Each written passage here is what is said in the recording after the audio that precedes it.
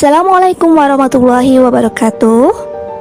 Selamat datang di video pembelajaran kelas Bu Fira. Apa kabar anak-anak sekalian? Semoga semuanya dalam keadaan sehat walafiat. Kali ini Ibu akan membahas pelajaran pendidikan agama Islam kelas 6 sekolah dasar. Bab Iman kepada hari akhir. Iman kepada hari akhir atau hari kiamat adalah meyakini adanya kehidupan yang kekal abadi setelah hancurnya alam semesta ini, dan manusia akan mendapat balasan yang seadil-adilnya tentang amal yang telah dilakukan sewaktu di dunia. Tentang kapan datangnya hari kiamat, tidak ada yang tahu dan tidak ada yang mengetahuinya, termasuk Nabi dan Rasul, kecuali hanyalah Allah Subhanahu wa Ta'ala. Hari akhir sama dengan hari kiamat. Para ulama membagi kiamat menjadi dua macam, yaitu kiamat sugro dan kiamat kubro. Kiamat sugro adalah kiamat kecil, yaitu rusaknya sebagian makhluk, misalnya kematian, terjadinya bencana alam seperti gempa bumi, gunung meletus, banjir, dan sebagainya. Sedangkan kiamat kubro adalah kiamat besar, yaitu hancurnya alam semesta dengan segala isinya secara serempak atau berakhirnya seluruh kehidupan. Dalam Quran Surat Toha ayat 15 dijelaskan bahwasanya kapan terjadinya hari kiamat hanya Allah yang tahu. Tidak ada satu makhluk pun yang dapat mengetahui secara pasti kapan kiamat itu akan terjadi. Tanda-tanda dari hari akhir telah diterangkan oleh Rasulullah SAW dalam hadis yang diriwayatkan oleh Ibnu Abi Syaibah, Muslim, dan Tirmidzi, yaitu tanda-tanda kiamat adalah sebagai berikut.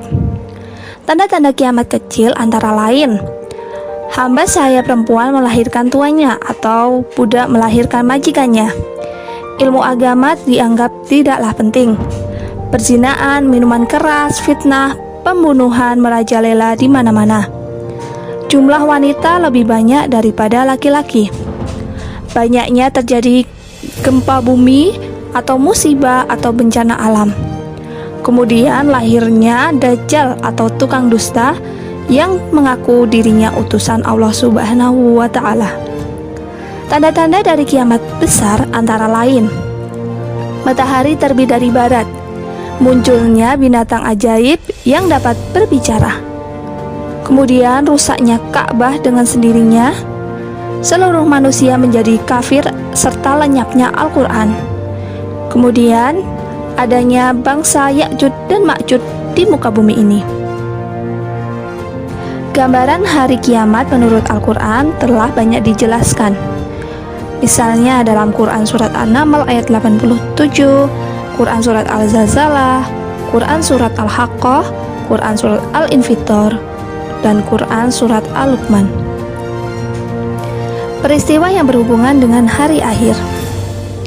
Yang pertama yaitu ada Yaumul Barzah atau alam kubur, yaitu masa waktu antara sesudah meninggalnya seseorang sampai menunggu datangnya hari kiamat.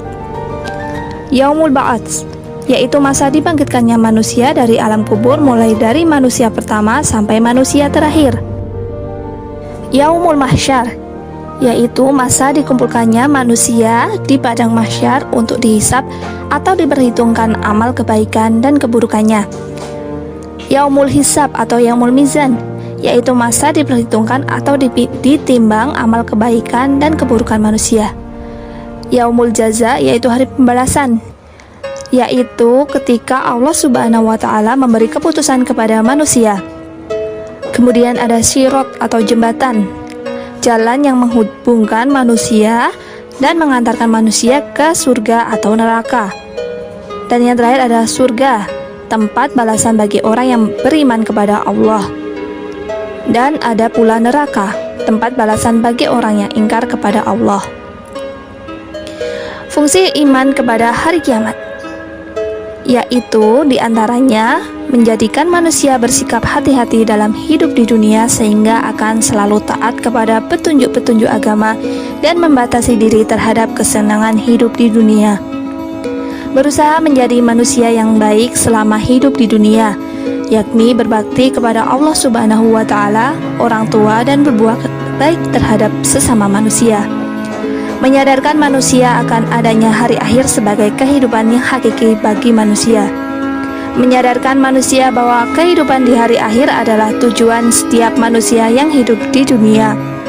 Mendorong manusia untuk memperbanyak amal solih dan meninggalkan segala larangan-larangannya.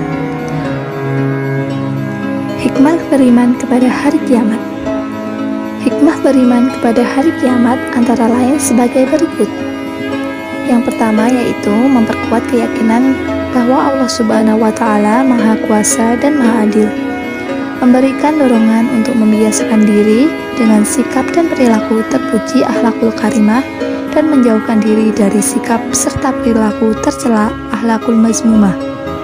Memberi dorongan untuk bersikap optimis dan tawakal serta sabar meskipun tertimpa berbagai kemalangan.